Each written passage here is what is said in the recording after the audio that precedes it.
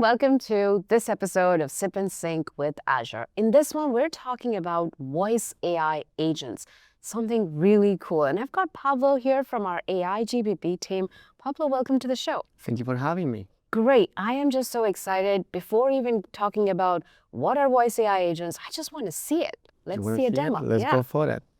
So what we're going to do, we're going to actually emulate that I'm trying to fill out claims. I'm going to call my insurance company. Great.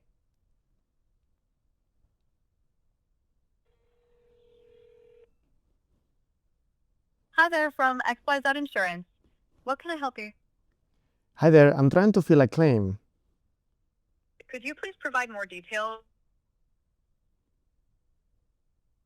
I'm sorry to hear that. Is anyone hurt or in danger? No, I'm okay. I'm just trying to fill the claim, please.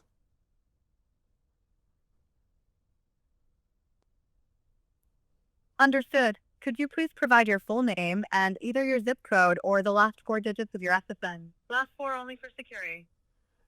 Es que soy de España y no entiendo lo que te refieres con SSN. ¿Me lo puedes explicar, por favor?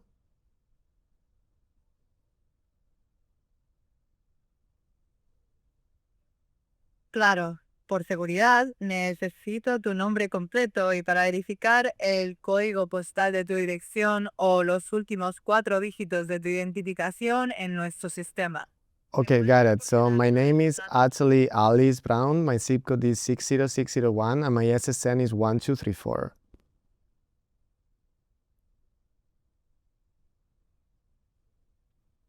Gracias, Alice Brown, con el código postal 60601 y los últimos 412-3-4. Un momento mientras verifico. Authenticate caller, full name, Alice Brown, zip code 60601, +4 _ ID, 1234, intent, claims, claim intent, new claim. Gracias, Alice Brown. Estás verificada. Te conectaré con un especialista en reclamaciones para ayudarte a presentar tu reclamo. Hi, Alice Brown. This is the claims specialist agent. I understand you're calling about new claim. How can I help you further? I'm trying to ask some questions about my policy first before I'm actually filling the claim because something happened to my car. Could you help me with that?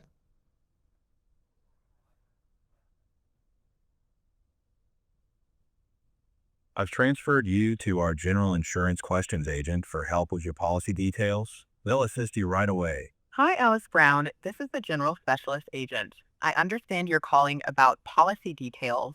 How can I help you further?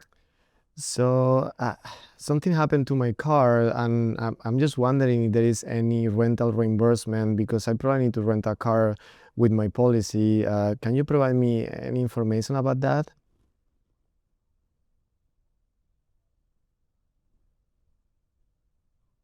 Your policy includes rental car reimbursement covering up to $40 per day. Anything else I can help with, Alice? No, thank you. Great. I'm just trying to fill in the claim now, please.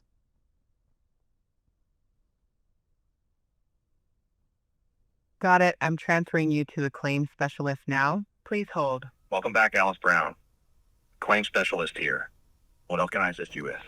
Yeah, so yes, I'm trying to fill the claim because I went to work yesterday and I bought, as probably you know, I bought my new car and and I was actually very excited about it. And I parked my car in my user parking in the office, and when I came back after the end of the day at 5 p.m., I found out that the whole left side of my car is scratched and no one left a note or anything, and I'm pretty frustrated.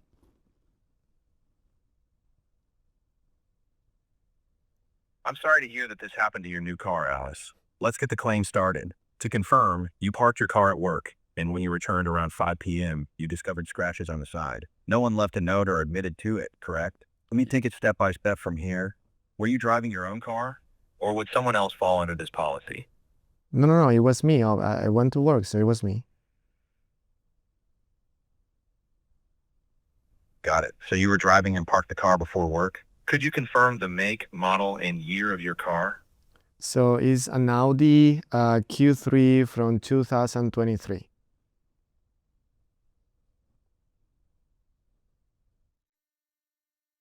So it's a 2023 Audi Q3. Were there any other vehicles or objects involved, or was it just your car?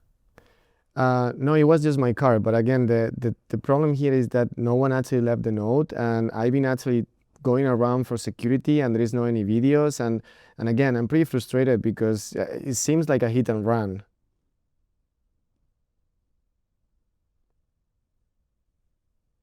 Understood, Alice. This sounds very frustrating. A clear case of a hit and run while your car was parked. Were there any passengers with you at the time? No. No one was there. Just only me. I parked the car. No one else drove the car in the meantime. I mean, the car was empty. Got it. Just you, no passengers. Was your car drivable afterward, or were the damages severe enough that it was immobilized?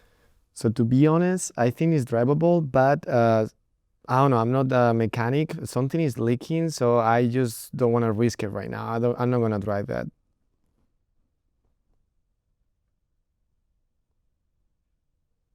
Understood.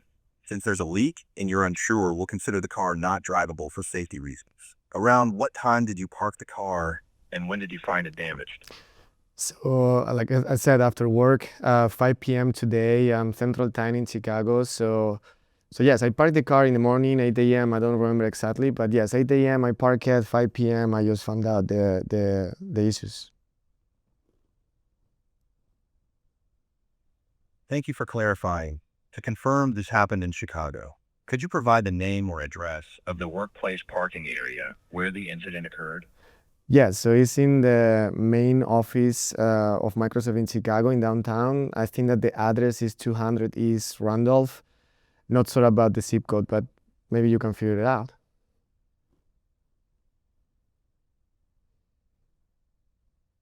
Thanks. The location is Microsoft's Chicago office at 200 East Randolph in downtown. I'll confirm the zip code as 60,601. Does that sound right? Yeah, it does actually.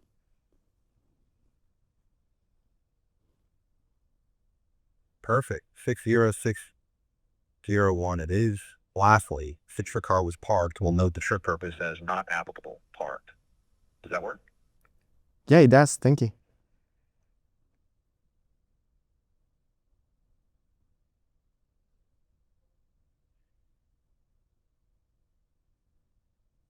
Thank you, Alice. To confirm, here's what we have. You were driving your 2023 Audi Q3, policy Paul A10001. Parked at Microsoft Chicago office, 200E Randolph, zip 60601, yesterday from 8 a.m. to 5 p.m. Found scratches on one side with no note left. No other vehicles or passengers involved. Car is considered not drivable due to a leak. No injuries, and the trip purpose was parked. Does everything look correct? Yes, thank you very much. Yes, everything looks correct.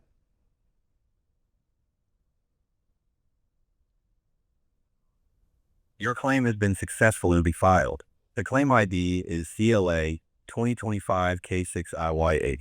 Is there anything else I can assist you with today, Alice? No, thank you very much. So what are the next steps?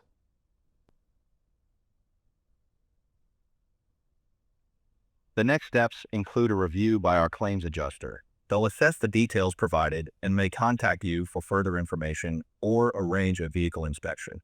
You'll also receive an email or letter confirming the claim and next actions.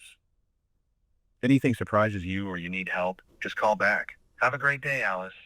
Thank you very much. Have a good day. That was amazing. Let me just highlight the wow moments for me, right? You were speaking for the authentication in a different language. It picked it up. We didn't have to tell it like what language it was. And then when you started talking in English, it started responding in English. But when you talked in Spanish, it responded in Spanish. That was amazing. And then it handed off, like you were just talking naturally in here, like just like a normal person going through a claim. I need to first know how I'm going to get another car or rental, what is covered. It transferred to another agent for that, and then brought me back to the claims agent. It was, and the summary and everything, and like we could tell that it is capturing all these data points to make the claims call and all that. Take us into the architecture now. This was absolutely mind-blowing. Thank you so much. Yes, definitely a lot to unpack here. Yeah. First of all, about the recognition of different languages, that's a key point, because the good thing of LLMs is that are multi-language, right? In the end, it's all embedding, so they do understand the meaning of it, right? So the key part here is that we use our services, speech services from Azure, that is able to capture up to over 100 languages. So in real time, the LLM is capable to capture whatever language it comes in and is able to output that same language back. So you basically are able to solve all these translation issues in real time. And you can imagine for people with my accent, it's very beneficial. I really need this out there.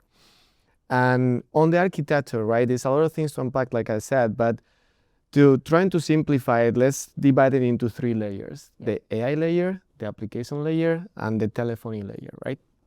On the AI layer, which is probably the wow component, and what you were describing of having all these different agents with different specializations. So what we did is basically trying to break the problem into different agents that are good at something. And in this case, we have an amazing authenticator and authorization in multiple languages. We have an amazing claim intake information agent, but the claim intake agent cannot do everything. So that's sometimes handoff to the RAG pattern that we have, which is basically solving problems with your own policy, very personalized. So all of that is on the LLM side in the agentic design of it. What we did here is add the speech-to-text and the text-to-speech. So then we add that voice-to-voice component, a stitched architecture, when we combine it, the speech-to-text, then the agentic tooling that we are doing, and then the text-to-speech, that's the output back of the audio. But you've got, so when you talk about the different agents, this is a multi-agent application with voice, speech-to-text, and speech-to-text tagged onto it. So I just wanted to explain and reiterate the complexity of this application. Now, next layer, app layer. Yes, and that's a very good point, because we are mostly focused on the tech industry about solving text-to-text problem. But when we add the voice layer, we get into protocols like WebSocket, WebRTC, and that's what we solve here in this accelerator that is available for everybody. We package each of these individual agents with these protocols. So when we go to the application layer, the multi-agent orchestrator is capable to pick the right agent based on the intent, activate that agent, and each individual agent has access to the voice component that is exposed via the WebSocket, and that's what we see in the architecture over there, the application gateway. And that allows us to open a bidirectional channel that allows us to connect to anywhere, meaning like the telephony side, thanks to ACS, that's a big component of it, or any application that you have out there deployed, you can just connect it via the WebSocket as well, because it's bidirectional stream. You can open a session connection and you are able to connect to this application. So this is a DIY architecture. You can take this and build something of your own from it, right? That's why it's an accelerator. And we've got links for all of this stuff that we will put in the description for you to give it a try. And I think we also are packaging this thing together for as a voice stack for you to build from. So tell me more about that. Well, we're in the right time. This topic is really, really hot, right? Because as you can see, the build it yourself is quite complex. You need to have engineering support, but it's possible. That's why we have the accelerator. But as we are speaking, the service Voice Live API is GA that basically manages all the voice-to-voice pipeline for agents for you. So you have an API connection, and then you have all the magic happening in the back end. So if you don't have the time and the capability to build everything from scratch, go there to Foundry and you can use Voice Live API for building these voice-to-voice agents. This is amazing. Thank you, Pablo, for showing me such a cool demo and for building it. And thank you all for joining us today for this episode of Sip and Sync. I hope you enjoyed it. And if you want to give it a try, which I highly recommend you should, the links are all in the description below. Thank you.